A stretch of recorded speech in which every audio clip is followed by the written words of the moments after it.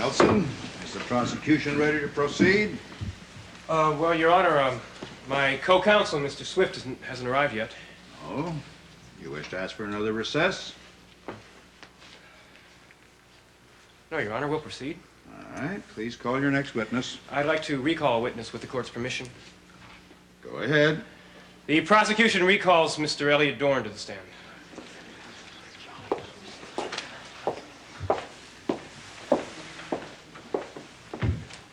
Mr. Dorn, I assume that you realize that you're still under oath. Yes, Your Honor. Now, Mr. Dorn, the defense made quite a thing about your inability to establish a so-called alibi for the night of January 25th. They certainly did. The truth is that the police themselves knew that you changed your story twice, and yet, for some strange reason, they didn't arrest you. They arrested Draper Scott for this crime. Objection, Your Honor. The statement is gratuitous. Counselor, what's the direction of all this? Your Honor, we feel that this witness has been seriously maligned in this morning's proceedings, and undue suspicion has been cast... Your Honor, the suspicion results only from the unwillingness of the witness to testify. Well, we feel that the witness should have the right to defend his reputation, and Mr. Dorn has expressed a desire to do so. Well, since, as has been stated, Mr. Dorn is not on trial. Well, we will be brief, sir. Very well, proceed. Thank you. Now, Mr. Dorn, did you hate your wife? Absolutely not. Did you feel any great animosity towards her? No, just sadness that the marriage was over. Did you ever at any time wish her harm? Definitely not. However, you did want a divorce from her. Well, I felt divorce was the only practical thing in the situation. We were living apart. We had no intention of coming back together again. I was trying to make a new life for myself. And I was hoping she would too. Now, she refused you this request. There was hesitation. But I think she experienced, well, quite understandably, a form of jealousy. Margot is a human, and she didn't appreciate the fact that I had found someone else to love. Well, that's why I felt the resistance was just token, and I wasn't concerned. So, it never occurred to you that the easiest way to disassociate yourself from your wife would be to murder her? Definitely not. I swear I was nowhere near the scene of the murder. Thank you, Mr. Dorn. No further questions. Your Honor, since the witness has been recalled, I would like to re-examine. That's your privilege, Mr. Carr. Mr. Dorn, would you tell us the current state of your finances? I believe that's none of your business. Isn't it a fact that at the moment you have no income, no savings, no means of support, and you are totally and completely dependent on the charity of Mrs. Nola Madison? And isn't it also a fact that your wife left you not one penny in her will, as you knew would happen, and that you would have no claim on Mrs. Madison's fortune unless you were legally married to her? Objection, Your Honor! This has nothing to do with this murder trial. Sustained. I think this has gone far enough, Mr. Carr. Yes, Your Honor. I think it has.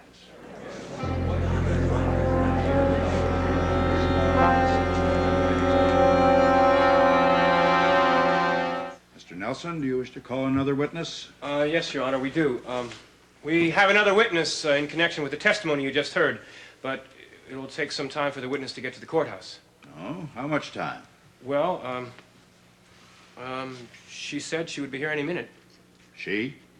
Yes, Mr. Dorn has made an arrangement for the young woman in question, the woman who will verify his whereabouts on the night of January 25th, to come here and testify under oath. Your Honor, we object both to this delay and to the witness. As the prosecution has stated, Mr. Dorn is not on trial here. Well, we respectfully submit, sir, that is exactly what Mr. Carr is implying here, that Mr. Dorn is the defendant, and we feel that he has a right to call a witness on his behalf. We'll allow a 10-minute recess for your witness to appear. Now, if the bailiff will please step to the bench. What is going on? I wish I knew. Mike, you don't think this woman really exists, do you? I'd be very surprised if she does. It can't. He's lying. I know he's lying. At another time might have been right, but he was at Margot Dorn's apartment that night. What the hell is going on here? I don't know, boss. This guy says he can produce this witness. And the only way right now to save our bacon is to cast all suspicion away from Elliot Dorn. That is what you want on the witness. Oh, who is it?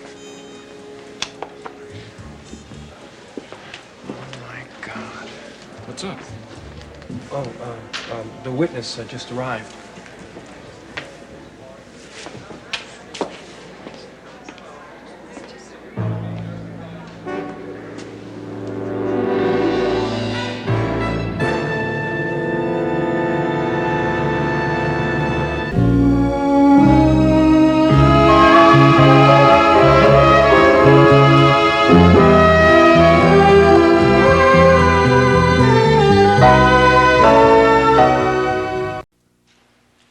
We'll allow a 10-minute recess for your witness to arrive, Mr. Nelson. Thank you very much, Your Honor. Now, if the bailiff will please step to the bench. Mike, what in the world is going on? I wish I knew. Come on, Mike, you don't think this woman really exists, do you? I'd be very surprised if she does. She can't exist. Elliot is lying. Elliot was at Margot Dorn's apartment that night. What the hell is going on? I don't know what's going on. This guy says he can produce this woman, huh? And right now, the only way to save our bacon is to remove all suspicion from Elliot Dorn. That is what you want, isn't it, to win this case? Oh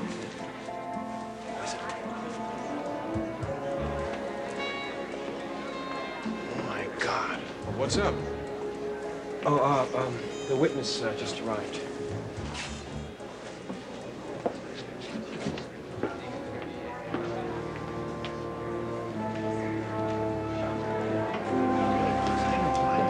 Really? I didn't. Mr. Nelson, is this your witness?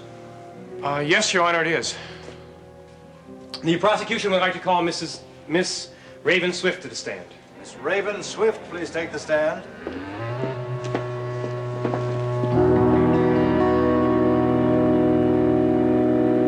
Do you solemnly swear to tell the truth, the whole truth, and nothing but the truth, so help you God? That'll be the first time. I do. State your name. Mrs. Raven Alexander Jameson Swift. Be seated. Mrs. Swift, are you familiar with the defendant, Draper Scott? Yes, I am. I know him very well. What about the deceased, Margot Dorn? No, I don't know her. I met her several times, but that's all. But you do know her husband, Elliot Dorn. Yes, I do. How long have you known him? About a year, maybe two. Oh, then you're friends. Yes, friends. Yes. Is it true that you have been out of the country for a while? Yes, I've been out for about 6 months in England. With friends? Parents. I see. And when did you come back to Monticello? About 6 weeks ago. 6 weeks ago? Yes. You didn't inform anyone? I mean, you didn't get in touch with any family or friends here in Monticello? Not all of my friends, no. Just Mr. Dorn?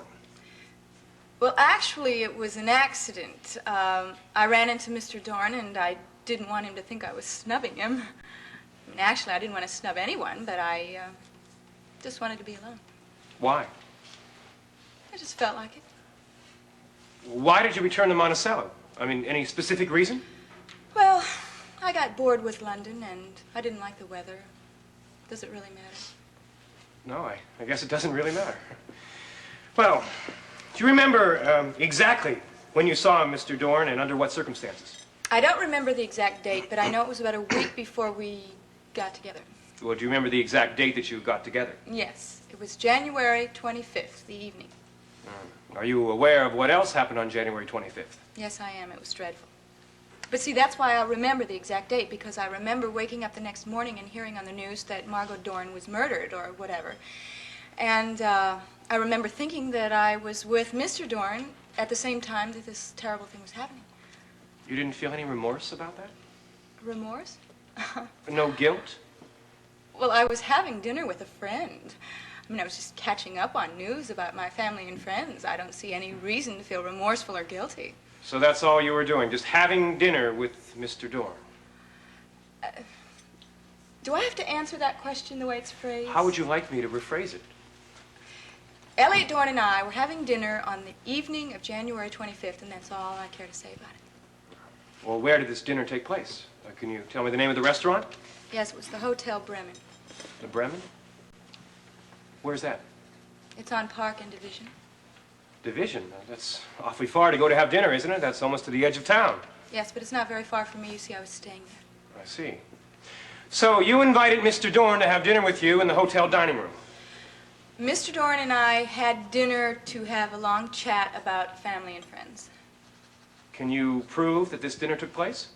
You think I came here to lie? Please, just answer the question. Yes, of course. I have here a charge slip for the dinner that was signed by Mr. Dorn, and if you'll look, you'll see there's a date stamped on it. January 25th. As you can see, ladies and gentlemen of the jury, this establishes the alibi for Mr. Dorn.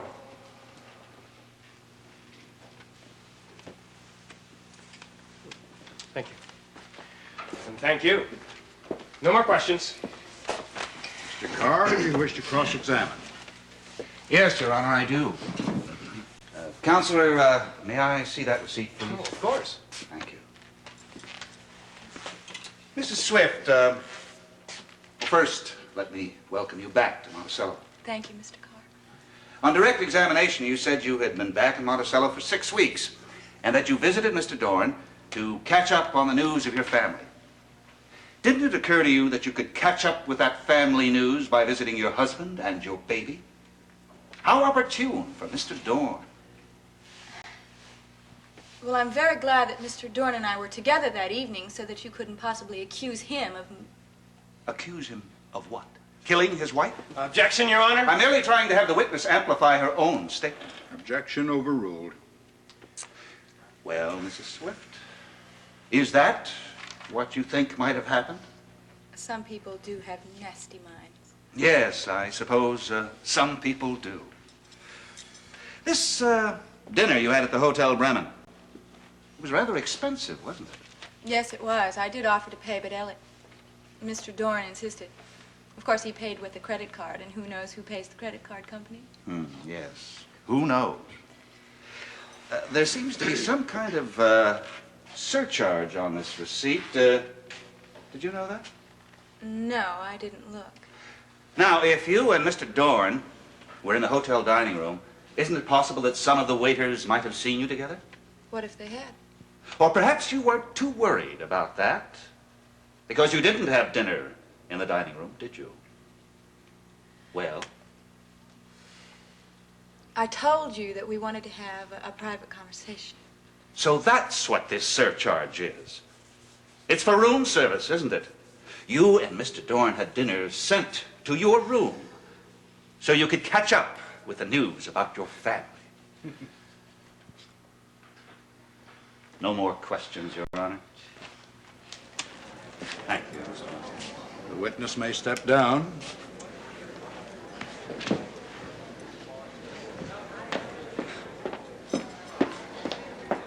Talk about that bad Penny always turning up. I never thought I'd see her again. And at the worst possible time. Yeah, Mike, there goes our reasonable doubt.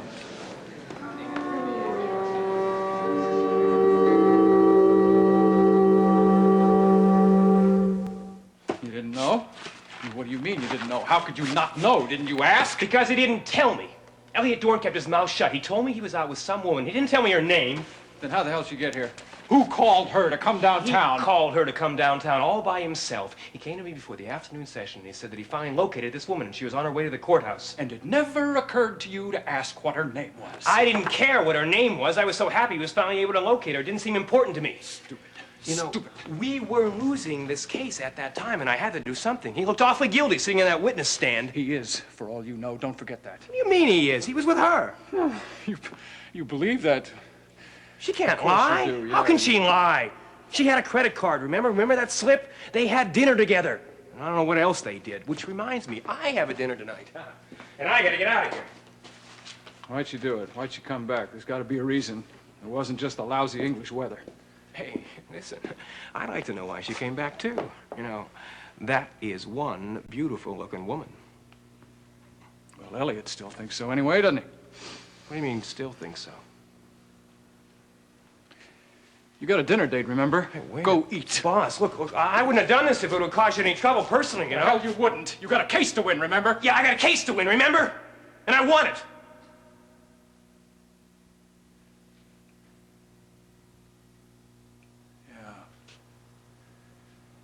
Yeah, maybe you have.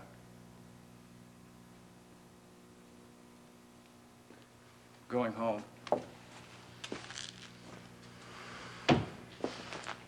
You're the one who gave me this case. I didn't want it.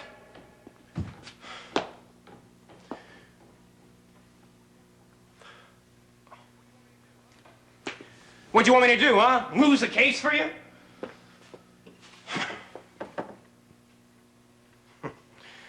I'll bet that's exactly what you wanted me to do for you. My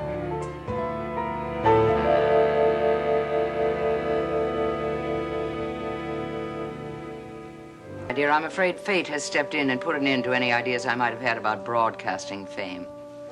No, I haven't heard a word. But who could think about it at a time like this? Margot Dorn is dead, and her son-in-law is on trial for her murder. No, Mrs. Reeves, I do not believe he is guilty. As a matter of fact, I can assure you... Well, yes. People say that one shouldn't discuss politics or religion. In my view, murder trials could go along in that category. Yes, of course. Goodbye, Mrs. Reeves. Idiot.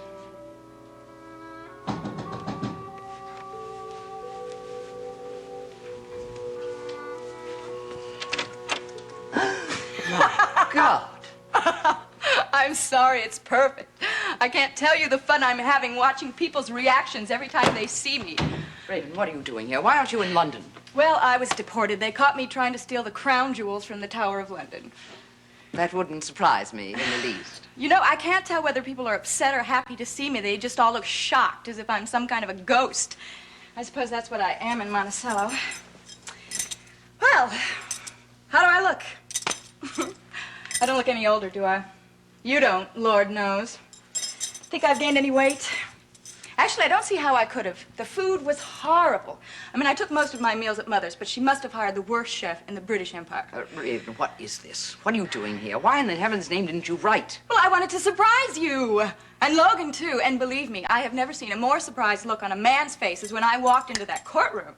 You went to the trial? Darling, I was the trial. But it's a long story, and I need something to drink. I'm very thirsty. You know, it's practically impossible to get drunk in England. Their liquor is only 70 proof, and when you ask for a drink, they give you 1 finger high. I want to know why you're here. Well, isn't it obvious? Several of my nearest and dearest friends are in terrible trouble. Poor Draper, how could they possibly accuse him of murdering his mother-in-law? Did he do it? Never mind. If he did, she probably deserved it. And April. I mean, she always was a little wisp of a thing. But when I saw her in the courtroom, I mean, she was next to nothing, even though she was... So she's gonna have a baby. It's wonderful. She must be 7 months by now, is that right? Ah, that reminds me. I want to see my son. Where is he? Raven, I think it's best if you wait until He Logan here? gets back. Please don't. He's asleep. Well, I think we should wake him up to see his mother.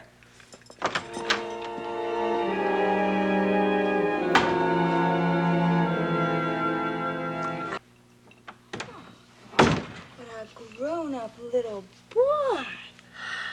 I didn't know little boys grew up so fast, did you, Geraldine? You never gave yourself much chance to learn anything about your son. What a sweet little guy. Yeah, and you're very handsome, you know. You look just like your daddy. Don't you think he looks a little bit like Kevin? Raven, for heaven's sake. You have even less decency than when you left. Why? What did I say? I know very well this is Logan's baby, not Kevin's. You needn't preserve that fiction for my sake. I'm sorry, I forgot. I can't help but think sometimes that he's really Kevin's little boy. Please, take him back to his bed. Come on, I haven't seen him in a long time. That's right, and I bet you miss your mommy, don't you? I bet you'll miss your mommy. Look, Jamie, it's Dada. Yeah, why don't you say hello to Dada? Oh. What are you doing here? Well, I'm seeing my little son. I haven't seen him in a very long time. I know very well how long it's been. You put him down right now. No, don't you listen to Dada, Jamie. He's being a very bad man. Yes. A very bad man, and he wouldn't hurt a woman who's got a little baby in her arms. Here, let me take him. No. I have every right to have him. More right than you if you want to get technical, darling. Please don't do this. Just for the sake of the child. I am this child's mother, and we are only legally separated, so I'm still your wife. You gave up the right to be either one a long time ago. Well, maybe I'm going to take them both back.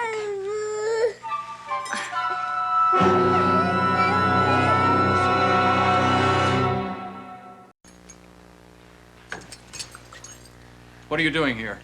I'm playing with my son. I haven't seen him in a long, long time. Well, I am well aware how long it's been. You put him down. Don't you listen to Dad, Jamie. He's being a very mean man. And he wouldn't hurt a woman with a baby in his arms? Let me take him. No! I have as much right to him as you do. More if you want to get technical about it, dear. Raven, don't do this. Not in front of the child. This is my child. And we're only legally separated, so I'm still your wife. You gave up being either one a long time ago. Well, maybe I want to take them both back. You want to be a wife and mother, you better apply for the job someplace else. Yes, well, I think perhaps I'd better leave. Geraldine, stay, please. You belong here. I appreciate the sentiment, Logan, but I think you should have the chance to talk over this matter in private. I'm glad you understand. In any case, I'm going to Nicole. She's invited me for the evening. But if you'd like me to put the baby to bed before I leave, then he really should be asleep. No, I'll do it. I would love to. As a matter of fact, if he wants a bedtime story, I'll tell him all about London. No. Yeah. Come on, baby. I'm terribly sorry about this, Logan. There was nothing I could do. She just barged right in. Please, it's not your fault.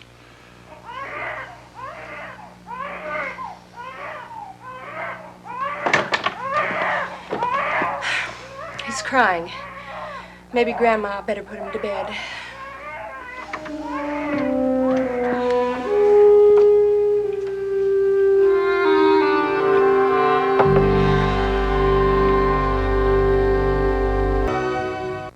I don't give a damn why you left London. Why'd you come here? I mean, why'd you go to New York or Paris instead of good old Monticello? Why should I go anywhere else? Everything I've ever wanted is in Monticello. My friends, my child, and my loving husband. Loving. You've been in town more than a month. How come you're just getting around to contacting the people on that list, huh? I told you in court I wanted to be alone. Alone?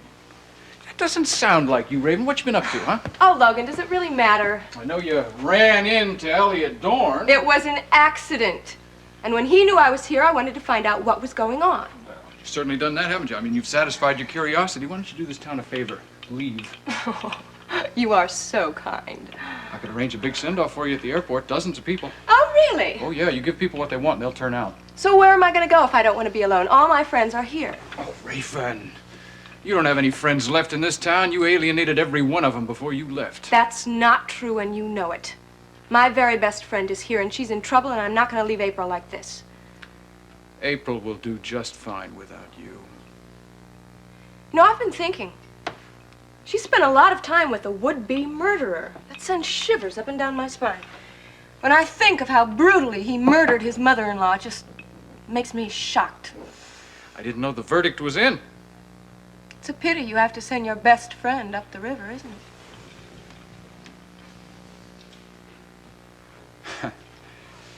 I bet Draper's problem wasn't the only shock you received when you got into town, was it? What do you mean? Well, somehow I just can't see you taking the news of Elliot's engagement in your stride. Well, I must admit, I nearly fell off my chair. I find it very ludicrous that he plans to marry that has-been actress. Love is blind. I'll vouch for that. With so many interesting things going on in Monticello, how could I possibly think of leaving? But I must run now, so I shall call you later. Perhaps I'll even let you take me out to dinner. I'm so happy to be back.